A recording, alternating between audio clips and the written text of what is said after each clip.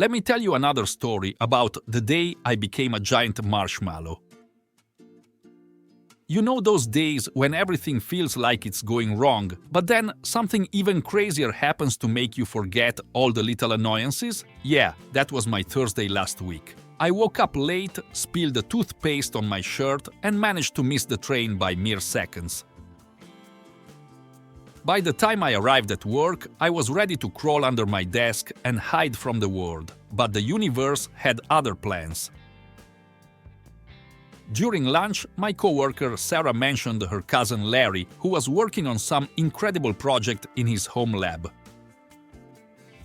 According to Sarah, Larry was a genius who had invented a way to make food calorie-free without losing any flavor. Naturally, I was intrigued, especially since my pants had been feeling a bit snug lately.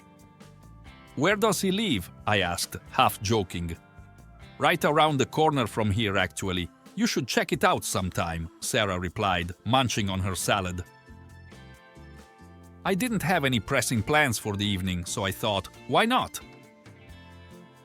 I could use a bit of excitement in my otherwise mundane life. I got Larry's address from Sarah and decided to pay him a visit after work. Larry lived in a modest house that looked pretty ordinary from the outside. I rang the doorbell, and a moment later, the door swung open to reveal a tall, lanky man with wild hair and an even wilder look in his eyes. "Andrew, you must be Sarah's friend. Come in," Larry exclaimed, dragging me into his house before I could say a word. The inside of Larry's house was a mad scientist's paradise. Beakers, test tubes, and various contraptions littered every surface. It was like walking into a science fiction movie. "So, you're here to see my invention?" Larry asked, his eyes gleaming with excitement. "Yeah, Sarah mentioned something about calorie-free food," I replied, still taking in my surroundings. "Ah, yes, my latest and greatest achievement. Come, I'll show you." Larry led me to a large machine in the corner of the room, which looked like a cross between a microwave and a carnival ride. "This, my friend, is the Flavorizer 3000. It can transform any food into a guilt-free, calorie-free delight," Larry explained proudly. "That sounds amazing," I said, genuinely impressed. "Can I try it?" "Of course. What's your favorite snack?" Larry asked, rubbing his hands together. "I'm a sucker for marshmallows," I admitted. Larry's eyes lit up. "Perfect. Let's get you some marshmallows." He handed me a bag of marshmallows and gestured for me to step into the machine. I hesitated for a moment, but figured it couldn't hurt. I stepped inside, holding the bag of marshmallows, and Larry closed the door behind me. "Hold on tight!" Larry shouted from outside. The machine whirred to life, lights flashing and gears turning. I felt a strange tingling sensation all over my body. Suddenly, everything went dark. When I came to, I was still in the machine, but something felt off. I looked down and realized I was no longer holding the bag of marshmallows. Instead, I was covered in a white, fluffy substance. Panic set in as I realized what had happened. I had become a giant marshmallow. "Larry!" I shouted, but it came out more like a muffled squeak. The door of the machine swung open and Larry's eyes widened in shock. "Oh my goodness, Andrew, you've become a marshmallow!" he exclaimed. "No kidding!" I tried to say, but it sounded like a garbled mess.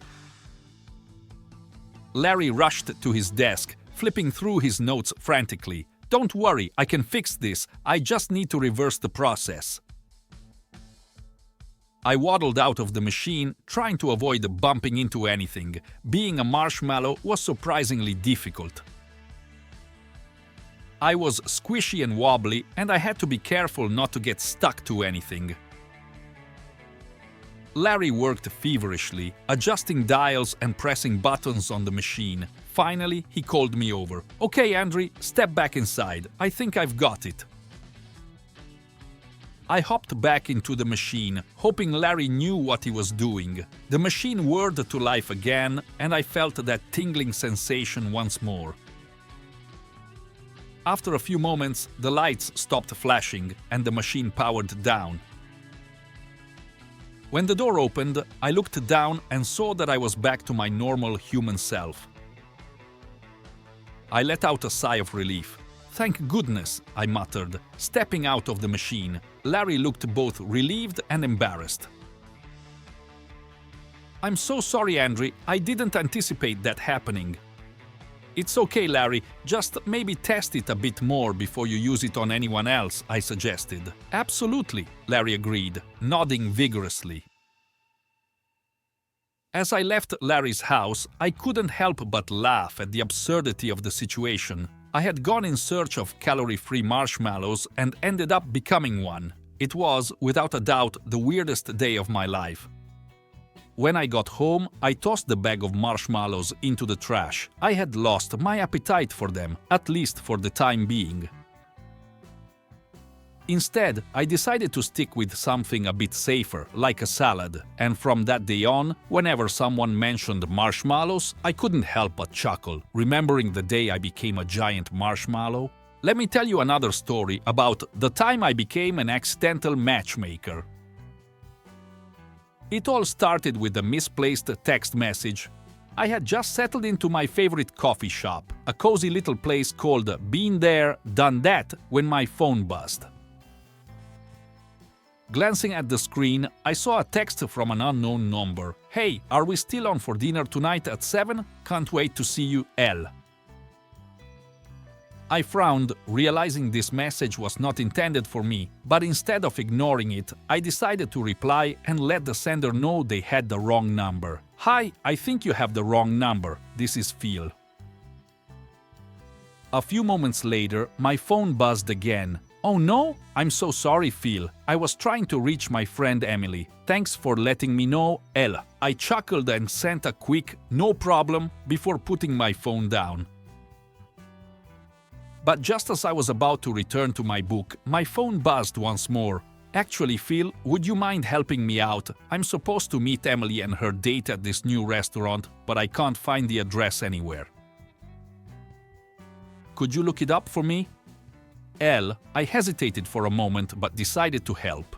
It wasn't like I had anything better to do, and I was curious about this little adventure. "Sure, what's the name of the restaurant?" "It's called La Bella Vita. Thanks so much." I quickly looked up the address and sent it back to L. A minute later, another message popped up. "You're a lifesaver, Phil. If you ever need a favor, just let me know. L." I smiled, thinking that was the end of it. But the universe had other plans. A week later, I was back at the same coffee shop when my phone buzzed again. It was L. "Phil, it's L again. I need your help. I think Emily's date was a disaster, but she won't talk to me about it. Could you maybe check on her? You seem like a nice guy." L. I had never met Emily or L, but something about this situation intrigued me. Maybe it was the mystery, or maybe it was just my boredom. Either way, I found myself agreeing. "Okay, do you know where she usually hangs out?" "She loves this little bookstore called Turn the Page. Thanks again, Phil." So I finished my coffee and headed to the bookstore. As I entered, I spotted a woman who seemed to match L's description of Emily, short, brunette, with a penchant for vintage dresses. She was browsing the fiction section, looking a bit down. I took a deep breath and approached her. "Hi, are you Emily?" She looked up, surprised. "Yes, do I know you?" "I'm Phil. Elle asked me to check on you." Emily's eyes widened and then she laughed. "Oh my gosh, you're Phil, the one who helped with the restaurant address?" "That's me," I said, smiling. "Elle was worried about you." Emily sighed. "It was pretty bad. The guy talked about himself the entire time and didn't even ask me one question." We ended up chatting for over an hour, bonding over our mutual love of books and bad date stories. Before I left, we exchanged numbers, promising to hang out again. Days turned into weeks, and I found myself getting to know both Emily and Elle quite well. The three of us started hanging out together, and I soon realized that Emily and I had a lot in common. Our friendship grew, and I couldn't help but wonder if there might be something more. One evening, as we were all having dinner at La Bella Vita, a place we now frequented, Elle suddenly stood up and raised her glass. "I'd like to make a toast," she announced, grinning. "To Phil, the accidental matchmaker. Without you, none of this would have happened." Emily blushed, and I felt my face heat up. "What's that supposed to mean?" I asked, trying to play it cool. Elle laughed. "Oh, come on, Phil. It's obvious. You two are perfect for each other." I glanced at Emily, who was smiling shyly. "Well, I guess I did manage to find something good in this whole mess," I said, raising my glass. Emily and I started dating shortly after that, and our relationship blossomed. We often joked about how a wrong number and a series of misadventures led us to each other. And Elle, of course, took full credit for being the mastermind behind it all. To this day, I can't look at my phone without thinking about how a simple text message changed my life in the most unexpected and wonderful way. Let me tell you another story about the day I became a human GPS. It all started with a simple favor. My friend Jake was moving to a new apartment across town, and he asked if I could help him navigate the route. "Sure," I said, without thinking much of it. I mean, how hard could it be to guide someone from one place to another? Turns out, a lot harder than I thought. Jake's car was packed to the brim with boxes, furniture, and his over-enthusiastic golden retriever, Max. I followed behind him in my own car, ready to give directions through my Bluetooth headset. The plan was simple: follow the GPS and make sure Jake didn't miss any turns. Things started off smoothly. We made it out of his old neighborhood without a hitch, and I was feeling pretty confident about my abilities as a human GPS. But then, just as we were approaching a major intersection, my phone decided it was the perfect time to update the GPS app. The screen went black and my heart sank. Jake, we have a problem," I said into the headset.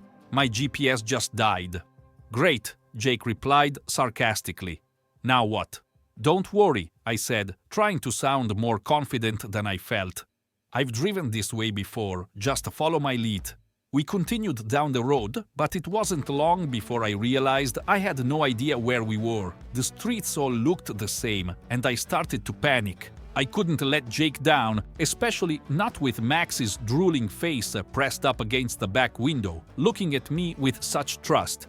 "Okay, take the next left," I instructed, hoping it would lead us in the right direction. We turned left, only to find ourselves in a maze of narrow one-way streets. Jake's voice crackled through the headset. "Are you sure about this, Phil?" "Absolutely," I lied. "Just keep going." We weaved through the labyrinthine streets, making turn after turn. I could feel the sweat dripping down my back. Just when I thought things couldn't get worse, we hit a dead end. Jake's car came to a stop, and I could see him throwing his hands up in frustration. "Phil, where are we?" Minor detour," I said, trying to stay upbeat. "Let me just check the map again." I fumbled with my phone, praying the GPS app would miraculously start working. It didn't. Instead, I got a low battery warning. I was about to give up when I noticed a little old lady walking her dog down the street.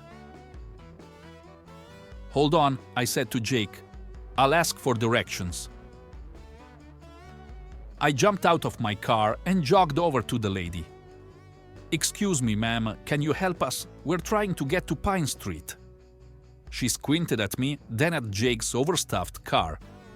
"Pine Street? Oh dear, you're way off. But don't worry, I can help you." She proceeded to give me the most complicated set of directions I had ever heard. I nodded, trying to keep up, but my brain was swimming with lefts, rights, and landmarks. I thanked her and ran back to my car. "Okay, Jake, I've got it," I said, though I wasn't sure if I did. "Just follow me." We backed out of the dead end and made our way back through the twisty streets, trying to follow the old lady's directions. Miraculously, after what felt like an eternity, we found ourselves on a familiar main road. I breathed a sigh of relief. "See? Told you I knew where we were going," I said, as if the past hour of wandering hadn't happened. Jake laughed. "Sure, Phil, whatever you say." We finally arrived at Jake's new apartment, tired but victorious. Max bounded out of the car, happy to be free. Jake clapped me on the back. "Thanks, man. Couldn't have done it without you." "Anytime," I said, though I silently vowed never to play human GPS again. As we unloaded the last of the boxes, I couldn't help but laugh at the absurdity of it all. Maybe I wasn't the best navigator, but I had managed to get us there in one piece, and that, in my book, was a win. From that day on, Jake would always joke about the scenic route we took to his new place, and every time I heard it, I couldn't help but smile, remembering the day I became a human GPS, an adventure I wouldn't soon forget. Let me tell you a story about the great office chair Heist.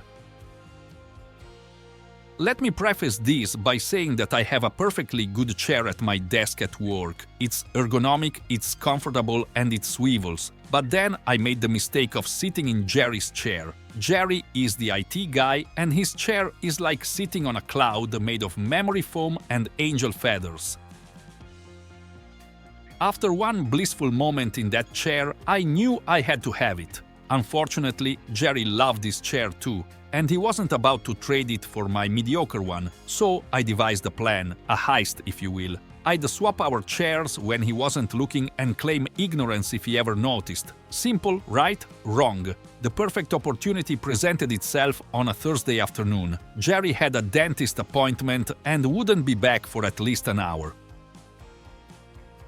I waited until the coast was clear, then rolled my chair over to his desk and made the switch. I tested out my new throne and, yes, it was everything I remembered and more. Feeling victorious, I sat down to work, basking in the comfort of my stolen seat. But my triumph was short-lived. Less than 20 minutes later, Jerry returned. "Hey Phil," he called out from across the office. "Have you seen my chair?" I tried to play it cool. "Nope, haven't seen it. Maybe someone else borrowed it?" Jerry frowned and started asking around. My heart pounded as I watched him approach our coworker, Susan. "Have you seen my chair?" Jerry asked. Susan shook her head. "No, sorry, Jerry." Then Jerry moved on to Mark and then to Lisa. Each time, he got the same answer. My nerves were fraying with every step he took. Finally, he came to my desk. "Phil, have you seen my chair?" he asked, peering at me suspiciously. I tried to act nonchalant. "I'm not sure, Jerry. Maybe you left it in the break room." He gave me a look that clearly said he didn't believe me. "All right, I'll check." As soon as he walked away, I knew I had to move fast. I quickly rolled his chair back to his desk and reclaimed my old one. Jerry returned moments later, looking perplexed. "Hey, my chair's back," he announced, relief washing over his face. "That's great, Jerry," I said, trying to sound genuinely happy for him. Inside, I was cursing my rotten luck, but then an idea struck me. I needed to upgrade my own chair, something subtle, something Jerry wouldn't notice. I spent the next few days researching ergonomic cushions, lumbar supports, and seat covers. Finally, I had my shopping list. The following weekend, I hit the office supply store like a man on a mission. By Monday morning, my chair was outfitted with the finest cushions and supports money could buy. It wasn't quite Jerry's chair, but it was close enough. The next day, I waltzed into the office, ready to enjoy my newly upgraded seat. But as I approached my desk, I noticed something was off. My chair was gone. In its place was an old rickety wooden stool. "What the?" I muttered, looking around. Then I saw it. Jerry, sitting at his desk, a smug grin on his face. He pointed to a note on my desk. It read, "Nice try, Phil, but you can't outsmart the IT guy. Enjoy the stool. Jerry." I couldn't help but laugh. I'd been outplayed fair and square. I rolled the stool over to Jerry's desk and swapped it back for my old chair. "Okay, Jerry, you win," I said, shaking my head. "Truce?" Jerry grinned and extended his hand. "Truce." From then on, Jerry and I became good friends, often laughing about the great office chair heist. And while I never got my hands on his heavenly chair again, I did learn a valuable lesson. Never underestimate the IT guy. Let me tell you a story about the great elevator escape. So, there I was, standing in the lobby of my apartment building, waiting for the elevator. It was a Friday evening, and I was exhausted from a long week of work. All I wanted to do was get to my apartment, order some takeout, and collapse on the couch. Simple enough, right? As the elevator doors slid open, I stepped inside, followed by Mrs. Jenkins from the 7th floor and a guy I'd never seen before. He was carrying a huge stack of boxes, which he somehow managed to balance while pressing the button for the 9th floor. I pressed the button for the 12th floor and leaned against the wall, ready to zone out. The doors closed and the elevator started its ascent. We made it to the 3rd floor when suddenly there was a loud clunk and the elevator jolted to a stop. The lights flickered and then went out, plunging us into darkness. "Oh great," I muttered. "Just what I needed."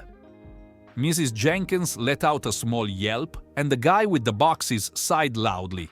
"I think we're stuck," he said, stating the obvious. I fumbled for my phone and turned on the flashlight. "Everyone okay?" I asked, shining the light around. "Just peachy," Mrs. Jenkins said, clearly not okay. The guy with the boxes just grunted. I pressed the emergency button and waited.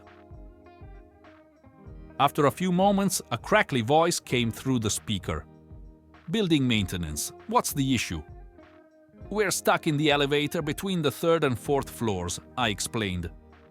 "All right, we'll send someone to get you out. Might take a bit, though. Hang tight," the voice responded before cutting off. "Hang tight?" Mrs. Jenkins echoed, her voice rising. "How long is a bit?" I had no idea and I wasn't eager to find out. We sat in awkward silence for a few minutes, the only sound being the occasional shuffle from the guy with the boxes. "Guess we should introduce ourselves, since we might be here for a while," I suggested, trying to lighten the mood. "I'm Andrew from the 12th floor." "Margaret Jenkins, 7th floor," Mrs. Jenkins said, managing a weak smile. "Tom," the guy said. "I'm new here, just moving in today, 9th floor." "Nice to meet you, Tom," I said. "Welcome to the building. Sorry about the circumstances." Tom chuckled. "Yeah, not exactly the grand entrance I was hoping for." Just then, the elevator made another jolt and one of Tom's boxes tipped over, spilling its contents all over the floor. Out rolled a collection of action figures, comic books, and a rubber chicken. We all stared at the rubber chicken for a moment before bursting into laughter. Even Mrs. Jenkins, who had been on the verge of a panic attack, couldn't help but giggle. "What's with the rubber chicken?" I asked, still laughing. Tom shrugged. "It's my good luck charm. Obviously, it's not working today." We spent the next few minutes picking up the scattered items and trying to find some semblance of order. Tom told us about his impressive action figure collection, which apparently took up an entire room in his new apartment. Mrs. Jenkins shared stories about her grandchildren and their antics. It was strangely comforting, bonding over our mutual predicament. An hour passed, then two. We played word games, told jokes, and even took turns impersonating celebrities. Mrs. Jenkins had a surprisingly good Elvis impression, and Tom's Arnold Schwarzenegger was spot on. I attempted a British accent that sounded more like a pirate, but it kept everyone laughing, which was the goal. Just when we were starting to run out of things to talk about, the elevator suddenly lurched back to life. The lights flickered on, and we started moving again. A collective cheer erupted from our small group. As the elevator doors opened on the 7th floor, Mrs. Jenkins stepped out, turning to us with a smile. "Well, that was an adventure. Thanks for the company, boys." "Anytime, Mrs. Jenkins," I said, giving her a little wave. Tom and I rode the rest of the way up in silence, still grinning from the absurdity of it all. When we reached the 9th floor, he grabbed his boxes and looked at me. "Thanks for making a rough day a bit better, Henry. Let's grab a drink sometime." "Sounds good, Tom. Welcome to the building," I replied. Finally, I made it to the 12th floor and stepped out of the elevator, feeling oddly energized. I never did get that takeout or couch time I'd been craving, but I had gained a couple of new friends and a story I'd never forget. And every time I see a rubber chicken now, I can't help but smile, remembering the day I was stuck in an elevator and the unexpected friendships that came from it.